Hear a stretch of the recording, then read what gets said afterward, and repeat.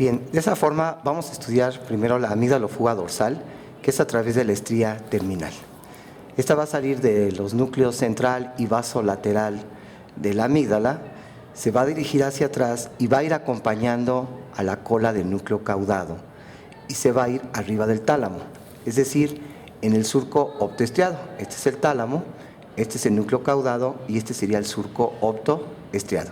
Y aquí es donde iría la estría terminal.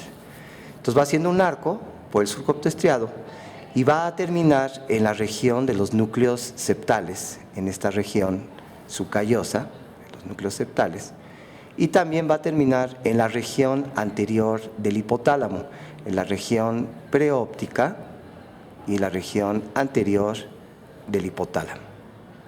Entonces es una vía amígdalo-fuga muy importante que va a comunicar a la amígdala con los núcleos septales y también con las regiones anteriores del hipotálamo. A su vez, partes de las fibras de la estría terminal se van a ir con el fascículo telencefálico, ¿sí?, anterior, que se va a dirigir hacia el tallo cerebral para comunicarse con los núcleos viscerales del tallo cerebral. Por otro lado, la vía ventral, la amígdalo-fuga ventral, que es a través de la banda diagonal. A través de esta banda diagonal, ¿sí?, el núcleo amigdalino se va a estar comunicando con varias estructuras importantes. Entre ellas va a ser el núcleo accumbens, que es el estriado ventral, así como también con el núcleo dorsomedial del tálamo, ¿sí?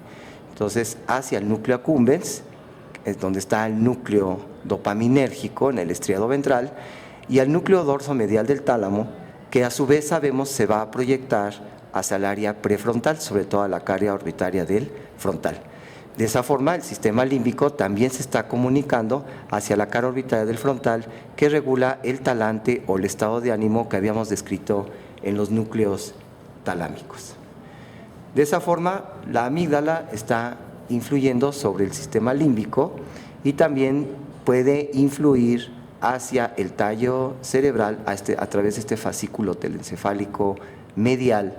Va a también influir sobre los núcleos del tronco cerebral, tanto de la formación reticular como los núcleos viscerales parasimpáticos del tronco cerebral y simpáticos a nivel de la médula espinal de C8 a L2. De esa forma podríamos pasar a ver las funciones del sistema límbico.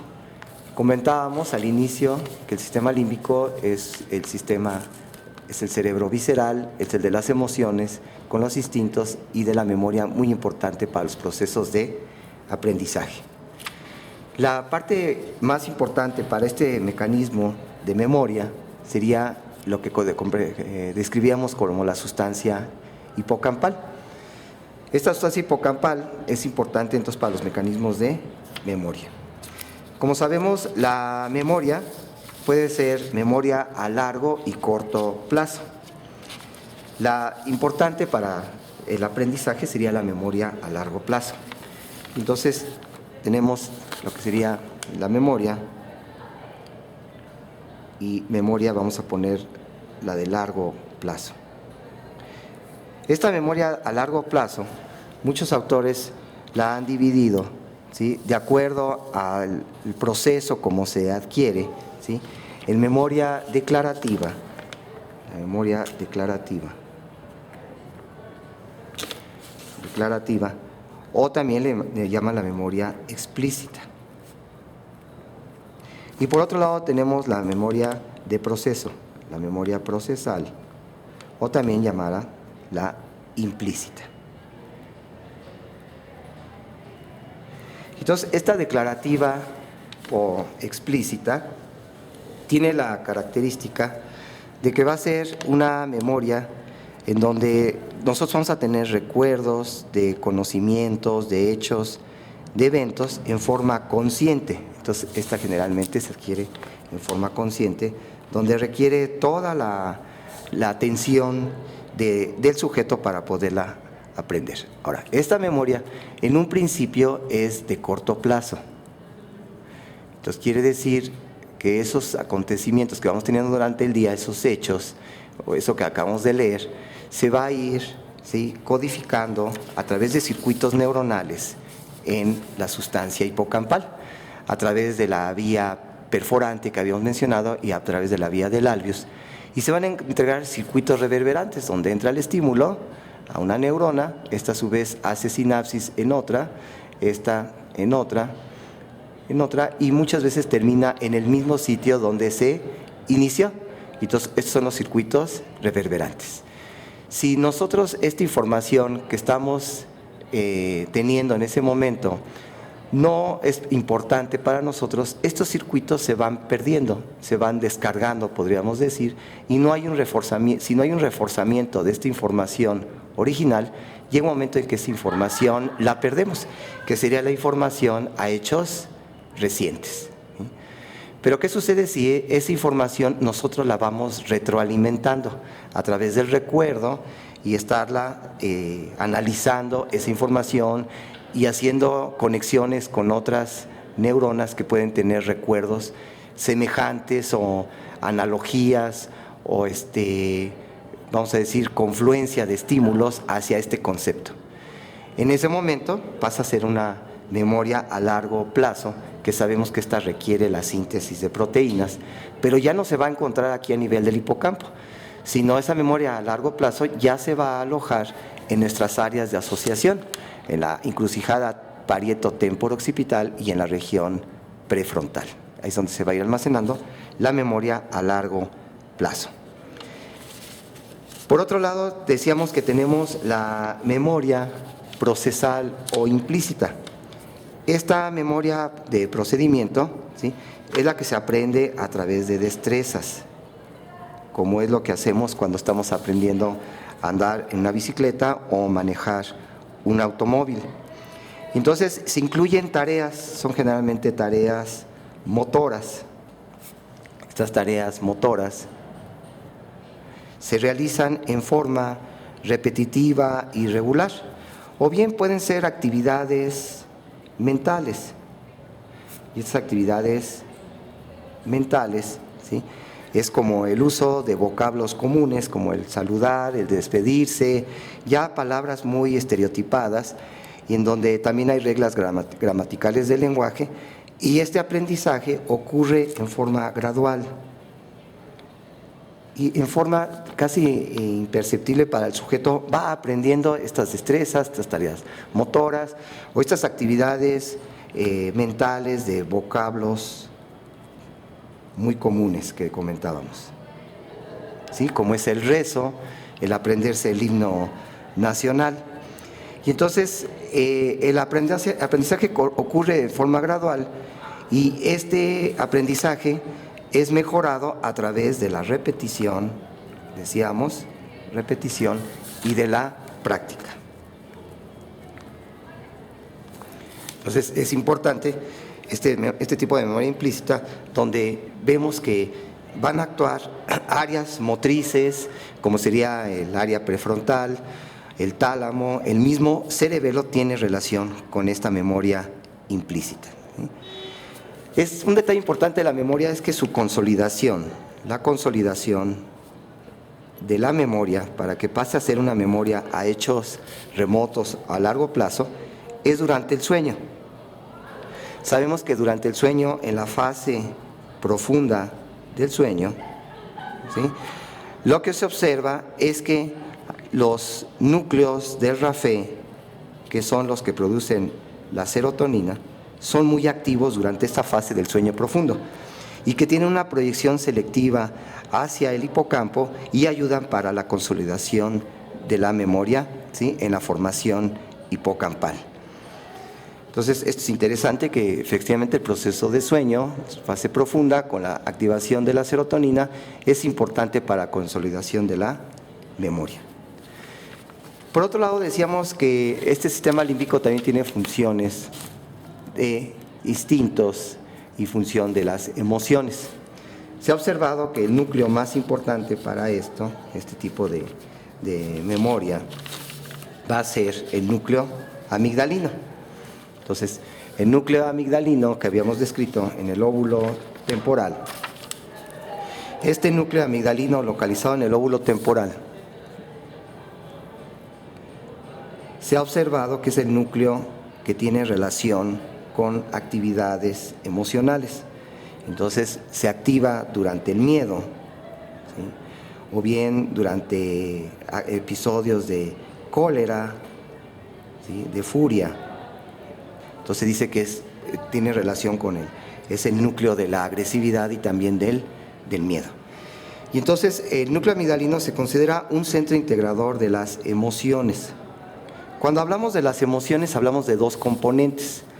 Uno sería el componente visceral, donde el sujeto se prepara para una situación de alarma, porque tiene un miedo, porque se está sometido a una situación que puede provocar una lesión o hasta la pérdida de la vida. Y por otro lado tenemos ya propiamente la sensación del conocimiento, la función cognitiva de la emoción, en donde es propiamente la sensación de miedo, de furia, de cólera, de pánico del sujeto. Y está bien demostrado que antes de la sensación cognitiva de tener la percepción de miedo o de cólera o de enojo, primero se presenta la respuesta visceral. Y esto es lógico porque primero se prepara el sujeto para la lucha. Si tiene la sensación, va en la amígdala, percibe a través del sistema límbico, percibe la sensación de amenaza para la integridad del sujeto porque va a ser asaltado o va a ser agredido. En ese momento, el núcleo amigdalino, a través de las conexiones que veíamos, a través de las fibras amígdalo-fugas ventrales, que van a los núcleos septales, la estría medular talámica, a los avenulares, fascículo retroflexo, núcleo interpeduncular, fascículo longitudinal dorsal y ahí a los núcleos viscerales. Y entonces está despertando esta respuesta. Lo que comentábamos también a través del fascículo telencefálico medial, que también se proyecta hacia la formación reticular del tallo cerebral y también va a actuar sobre los núcleos viscerales. De esa forma se presenta la respuesta visceral de lucha, listo para la batalla, que sobre todo sobre núcleos noradrenérgicos. Y posteriormente, en segundo lugar, se presenta la fase cognitiva, donde el sujeto ya tiene la sensación de miedo. Aquí ya es un procesamiento que involucra la corteza cerebral, sobre todo en las porciones del giro del cíngulo, en su porción anterior, que tiene que ver con sensaciones desagradables, como sería el mismo dolor, o bien estas sensaciones de miedo, o de cólera, o de enojo, o de pánico. Entonces vemos que la amígdala, hay experimentos muy interesantes, donde al destruirse la amígdala en el animalito, ¿sí? Si un ratoncito es colocado en una jaulita donde presenta una base, una malla electrificada, y que siempre antes de que venga la descarga eléctrica suena un timbre, ¿sí? Suena el timbre, ¿sí? Suena el timbre y posteriormente viene la descarga eléctrica. En un principio, si a este animalito le tomamos su frecuencia cardíaca, su tensión arterial y también podemos medir su tono muscular, el tono muscular, se observa que se va creando un reflejo condicionado, donde viene el ruido del timbre seguido de la descarga. En ese momento aumenta la frecuencia cardíaca, la tensión arterial y el tono muscular. Pero llega un momento en que cuando escucha el timbre se prepara para la batalla, se prepara para esta situación, para la descarga eléctrica. Entonces, antes de que venga la descarga eléctrica, este reflejo condicionado ya provoca que aumente la frecuencia cardíaca, su tensión arterial y también aumente el tono muscular, estas respuestas noradrenérgicas, de la respuesta visceral ante un estímulo doloroso que está percibiendo aquí la porción anterior del giro del cíngulo. Entonces, es interesante ver que si a estos animalitos se les destruye la amígdala, ¿sí? Se pierde este reflejo condicionado. Entonces, aunque está el timbre, después la descarga eléctrica, se observa que cuando escuchan el timbre ya no hay este reflejo condicionado que antes de que se presente la descarga ya hubo esta descarga noradrenérgica. Eso nos habla que el núcleo amigdalino es un centro integrador de las emociones, preparando con la respuesta visceral, pero no propiamente con la función cognitiva que va a ser sobre todo la región anterior del giro del cíngulo. Hay otros experimentos muy interesantes, que es el síndrome de Kluver-Bucy. Estos autores lo que hicieron fue quitar las puntas de los lóbulos temporales en forma biemisférica. Entonces quitaron los dos lóbulos temporales, y al quitar los lóbulos temporales pues se llevaron gran parte de la sustancia hipocampal y también los núcleos amigdalinos. Y entonces lo hicieron con monitos, y entonces observaron que en estos monitos, ¿sí?, si los monitos en condiciones normales, ¿sí?, si se ponen en contacto con una monita, con una changuita, y están en etapa reproductiva, entonces tienen actividad reproductiva y hasta ahí, ¿sí? Eso es en condiciones normales. También si este monito le ponían una pelota de color rojo, ¿sí?, llegaba, la olía, la lamía, jugaba con ella determinados minutos. Al día siguiente, si le ponían la misma pelotita, veían que, pues sí, la jugaba con ella, la lamía, un tiempo menor que el día anterior, y al tercero, a lo mejor al cuarto, quinto día, ya ni le hacía caso a la pelotita. Quiere decir que la reconocía a la pelotita. Pero ¿qué sucedía en los monitos que les quitaban los lóbulos temporales, estos autores de Kluver y Bucy? Observaron que primero el monito, ¿sí?, e independientemente si estuviera en etapa reproductiva, siempre tenía relaciones sexuales. Llegaba a tener relaciones sexuales también, sí, copulación con otro tipo de animales, como sería una gallina, y a veces hasta con objetos inanimados, ¿sí?, hasta con una escoba podía tener actividad, ¿sí?, de simular una copulación, ¿sí? Entonces había una hipersexualidad en este síndrome de lesión destructiva de los lóbulos temporales, ¿sí? Por otro lado, también observó que la respuesta que tenían al ver la pelotita, ¿sí?, era la misma siempre, cada día que pasaba.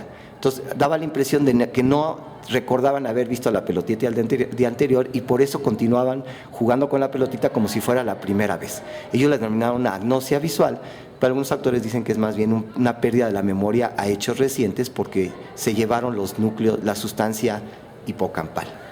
Entonces era la reacción normal.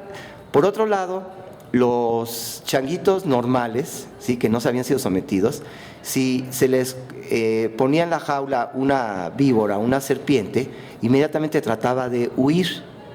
Entonces había una capacidad de huida. En cambio, los animalitos que les quitaban el lóbulo temporal se volvían muy dóciles, y entonces se acercaban a la serpiente, entonces perdían esa capacidad de defensa, de huida, y entonces los hacía más lábiles a ser destruidos por sus depredadores. Entonces había una docilidad. Y último, también observaron que estos animalitos a los cuales se les había quitado el lóbulo temporal tendían a aumentar sus ingestas, y entonces llegó un momento que tenían una hiperfagia, y entonces eran changuitos con obesidad. Entonces, este tipo de experimentos nos sirven para ir entendiendo la importancia del núcleo amigdalino junto con la sustancia hipocampal, cómo tiene importancia en la sexualidad, también tiene importancia en la ingesta de alimentos, en la huida ante un estímulo que pudiera provocar un daño, ¿sí?